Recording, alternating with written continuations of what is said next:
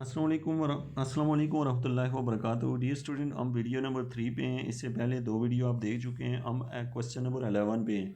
याद रखिएगा कि यहाँ पे ये जो आपको मैं टॉपिक करवा रहा हूँ, ये बेसिक आपको इन पॉइंट को क्लियर करवाना है, यानी जिसको डराना कहते हैं ना, वो मैं कर रहा हूँ कि आपको पता चले। और आप जाके दूसरी वीडियो देखेंगे जो मेरी बाकी वीडियो हैं, मैं यहाँ पे भी आपको ट्रिक तो बता रहा हूँ, तो उनमें जाके आपको ये सारे पॉइंट क्लियर हो जाएंगे। क्वेश्चन नंबर 11 दिया हुआ है यहाँ पे, what is X and Y if the matrix A has X rows and X plus 3 column and matrix B has Y rows and 11 minus Y column and both A B and B are defined for product. याद रखिएगा ये question किसी ने यहाँ पे online ऐसे नहीं चढ़ा हुआ, ये असल में FPSC में आए हुए क्वेश्चन जो हैं वो लिखे हुए हैं।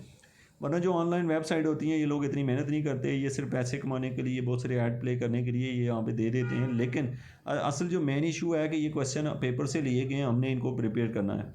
अब याद रखिए क्वेश्चन नंबर 11 में जो ये तरीक़ाकार है, ये हमें 9th क्लास में पढ़ाया जाता है। फार्मूला होता है कि आपने लिखना है कि पहले के कालमों की तादाद इक्वल होनी चाहिए दूसरे की रो के। तो पहले के कालम कितने हैं x, और दूसरे की रो कितनी है 11 माइनस वाई। इन दोनों को एक दूसरे के इक्वल कर लें। इक्वल करने के बाद x की कीमत पुट कर देते हैं और देखें कि y का आंसर वो आ रहा है या नहीं। तो आपको नज़र आ जाएगा कि डी वाला ऑप्शन सही है। आप मेरी बात समझ गए होंगे कि पहले के कॉलम जो हैं, जो कि x प्लस 3 इक्वल टू लिख देंगे, दूसरे की रो क्या हैं, इक्वल टू y। तो x plus 3 equal to Y लिखें और x की जगह 2 रखें। तो क्या 4 आ रहा है, नहीं आ रहा। x की जगह 2 रखा, 6 भी नहीं आ रहा। x की जगह 2 रखा, 7 नहीं आ रहा। जो ही x की जगह 4 रखेंगे 7 आ जाता है। तो यानी कि ये कंसेप्ट 9 क्लास से डिवेल्प हुआ है। उसके बाद है क्वेश्चन नंबर 2 है, if A and B are any two positive number then GCD of A B is what. अब ये क्वेश्चन जो है असल में क्लास 9th में पढ़ाया जाता है बच्चों को। वहाँ पे एक फार्मूला होता है कि LCM multiply by GCD equal to होता है AB के। यानी कि फिर समझिएगा, LCM of AB multiply by GCD of AB equal होता है AB के। ये फार्मूला हमें पता होगा तो फ़ौरन रख लेंगे, क्योंकि हमें यहाँ से निकालना क्या है, GCD निकालना है। तो हमें पता है GCD मल्टीप्लाई बाई LCM, यानी कि 64 multiply by GCD equal to 60 GCD multiply by 16 equal to 64। 64 को डिवाइड करें 4 आ जाएगा।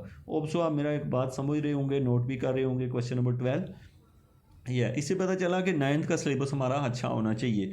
नेक्स्ट क्वेश्चन है द डिफरेंशियल इक्वेशन, ये जो दी है dy by D X plus P of X into Y equal to Q of X Y power n। ये जो है उसने पूछा है, इसमें n की जगह 0 और 1 नहीं रख सकते और बाकी नंबर रख सकते हैं। बता दो ये कौन सी इक्वेशन है। बहुत मज़े की बात मैं आपको ये बता दूँ, यहाँ पे अगर आप इसकी जगह 0 1 अगर रख लें तो ये इक्वेशन लीनियर बन जाती है। क्या बन जाती है? लीनियर। बहुत समझ के कीजिएगा क्वेश्चन।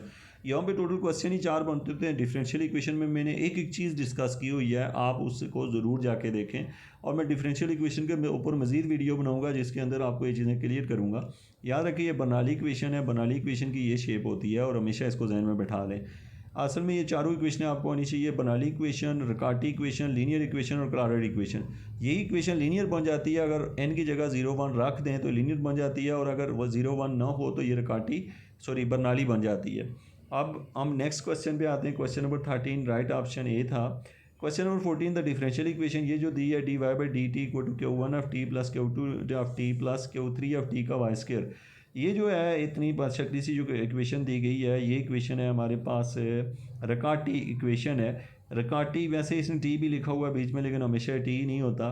ये रिकार्टी इक्वेशन है, रिकार्टी इक्वेशन। इसकी फार्मूलेशन आपको पता नहीं चाहिए, और इसका राइट ऑप्शन है बी। हम यहाँ से देख भी लेते हैं, 14 का बी ही है।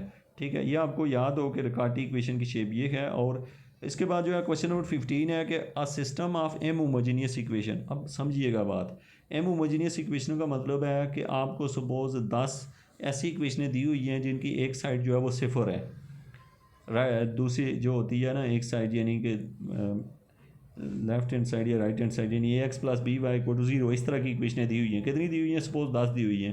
Unknown has non trivial solution if, इसके ऊपर लीनियर अलजेब्रा का क्वेश्चन है। ये मैं बहुत ज़्यादा जो है मैं अच्छे तरीके से लीनियर अलजेब्रा के अंदर इसको एक्सप्लेन करूँगा बाई द वीडियो, लेकिन यहाँ पर मैं जस्ट आपको बताना चाहता हूँ। ये क्वेश्चन जब आता है तो उसने पूछा है, देखें हर होमोजीनियस इक्वेशन जो होती है, अगर उसमें नंबर ऑफ़ इक्वेशनें ज़्यादा दी हुई हों और नंबर ऑफ़ अननोन कम हों, तो उस सूरत में जो ट्रिवियल सोल्यूशन है वो लाजमी आता ही आता है।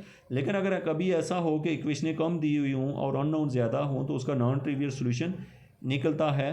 और उसका जो नॉन ट्रिवियल सोल्यूशन ही निकलता है, ट्रिवियल नहीं निकला करता। तो यहाँ पे जो राइट ऑप्शन है वो बी वाला है, यानी कि जो एम है, एम मीन के जो नाउन है वो ज़्यादा हों और जो इक्वेशन ऑफ नाउन ज़्यादा हों, सॉरी यहाँ पे हाँ ठीक है, यानी कि एम जो है वो क्या चीज़ है, होमोजीनियस इक्वेशंस हैं। एम अगर ज़्यादा होगा, एक मिनट में इसको देख लेता हूँ, 15 ए ऑप्शन है, ये ठीक है, ए वाला ऑप्शन है। मीन के नंबर ऑफ़ जो नंबर ऑफ़ इक्वेशनें दी होंगी वो कम होंगी और नंबर ऑफ़ अननोन ज़्यादा होंगे, तभी नॉन ट्रिवियल सोल्यूशन आता है। ये बहुत ही इंपॉर्टेंट क्वेश्चन है।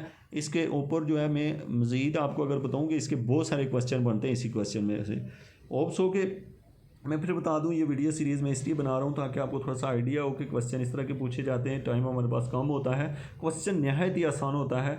ये सारे कॉन्सेप्ट जो हैं आपने मेरे कोर्स पढ़ेंगे जब 5 के 5 कोर्स हो, वहाँ पे मैं सब ये बताऊँगा। और जो स्टूडेंट हैं, कुछ वीडियोज़ अगर यहाँ पे अपलोड नहीं होती हैं तो आपको मैं याद करवा दूँ कि जो टेस्ट की आप तैयारी कर रहे हैं, ये जो टेस्ट है आपका जो PPSC का टेस्ट होने जा रहा है, उसमें कुछ लेक्चर होंगे जो मैं सेपरेटली सिर्फ उन स्टूडेंट के लिए जो ट्रिक्स और गेट्स दूंगा जो हमारी एकेडमी का हिस्सा हैं। आप लोगों में से अगर जो लोग इसको ज्वाइन करना चाहते हैं, व्हाट्सएप नंबर मेरा दिया गया है, उसके ऊपर कांटेक्ट करें, एकेडमी को ज्वाइन करें। उसका प्रोसेस मैंने वीडियो के थ्रू अपलोड किया हुआ है।